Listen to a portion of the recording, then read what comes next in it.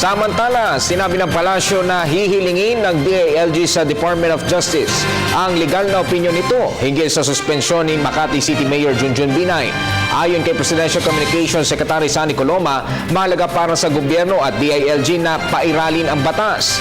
Matatangdaang nagkaroon ngayon ng kalituhan sa Makati City matapos maglabas ng temporary restraining order ang Court of Appeals 3 oras matapos maihain naman ang suspension order kay Makati City Mayor Junjun Binay at makapanumpa si Vice Mayor Romulo Kid Peña bilang acting mayor.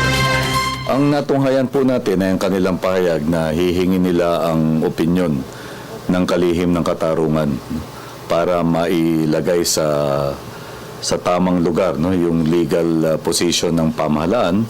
At ang overall naman pong position natin dito ay kailangang umiral ang rule of law, no, sa anumang pagkakataon at kinakailangang ang batas ang iiral dito.